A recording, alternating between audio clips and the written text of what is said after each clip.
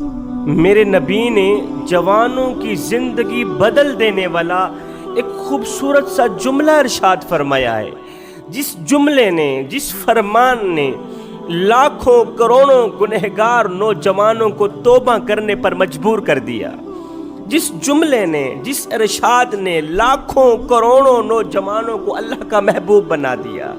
میرے نبی نے فرمایا، صحابہ میں اللہ کا حبیب ہوں، میں اللہ کا حبیب ہوں۔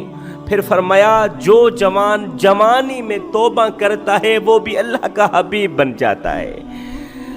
جو اسلام کی مقدس شہزادی جوانی میں توبہ کرتی ہے نا، وہ بھی اللہ کی محبوبہ بن جاتی ہے۔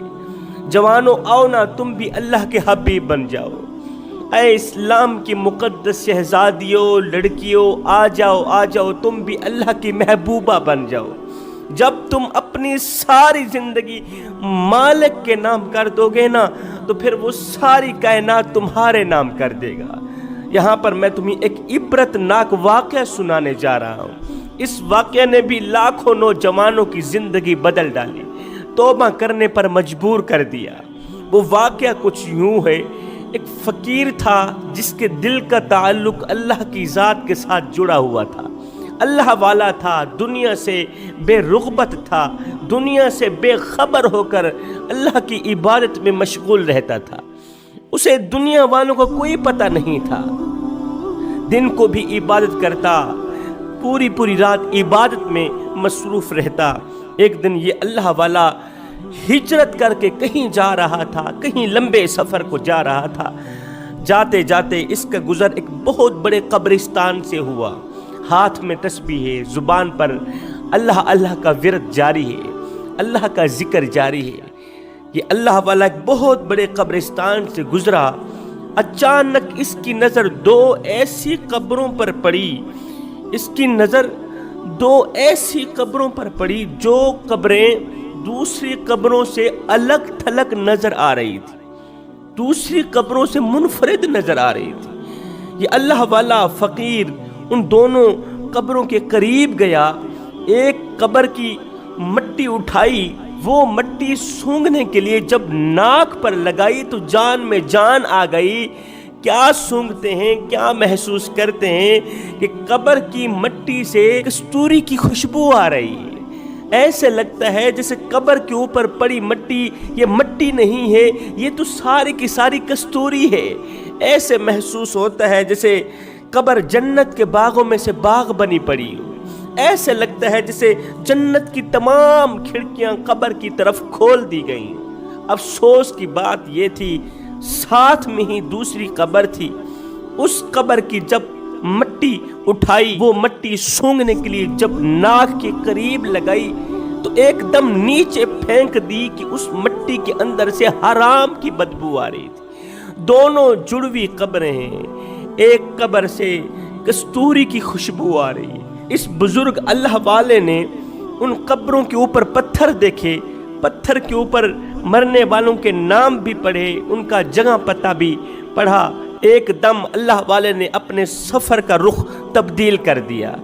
اللہ والے نے سوچا کیوں نہیں معلوم تو کروں، جس کی قبر کے اندر سے کستوری کی خوشبو آ رہی ہے وہ کیا کام کرتا تھا، اس نے زندگی کیسے گزاری، اس نے جوانی کیسے گزاری، اور اس نے اللہ کو کیسے راضی کیا۔ جس کی قبر سے حرام کی بو آ رہی تھی نا، وہ لڑکی کی قبر تھی، وہ کسی عورت کی قبر تھی۔ اس اللہ والے نے اسی پتے پر رخ کر لیا، چلتا چلتا اس علاقے میں جا پہنچا، قبر والوں کے عزیز و اقارب تک جا ہی پہنچا۔ پوچھنے لگا، میاں یہ دونوں قبروں کی مٹی ہے، مجھے بتایا جائے جس مٹی سے کستوری کی خوشبو آ رہی ہے اس نے زندگی کیسے گزاری، وہ دنیا میں کون سے ایسے عمل کیا کرتا تھا، اور جس کی مٹی سے حرام کی بدبو آ رہی ہے اس نے زندگی کیسے گزاری، وہ دنیا میں کون سے ایسے گناہ کیا کرتا تھا۔ عزیز و اقارب نے، رشتہ داروں نے پھر اس اللہ والے کو بتایا جس کی قبر کے اندر سے کستوری کی خوشبو آ رہی ہے نا، وہ نوجوان کی قبر ہے، وہ نوجوان جو پانچوں وقت کا نمازی ہے، وہ نوجوان جس کے دل کا تعلق اللہ کی ذات کے ساتھ جڑا ہوا تھا۔ جب بھی اذان کا وقت آتا، اذان کے وقت، اذان کے ٹائم، نماز کے ٹائم، یہ نوجوان سارے کام کاج چھوڑ کے، ساری مصروفیات چھوڑ کے مسجد میں جا ملتا، مسجد میں نظر آتا۔ جب یہ نوجوان چلتا تھا، اس کا سر نیچے ہوتا تھا، آنکھیں حیا کے دامن میں چھپی ہوئی ہوتی تھیں۔ اس نے اپنی زندگی آوارگی میں نہیں گزاری، اس نے اپنی زندگی غفلت میں نہیں گزاری۔ کوئی بھی گناہ ہو جاتا تو فوراً توبہ کر لیتا، اللہ کا محبوب بن جاتا۔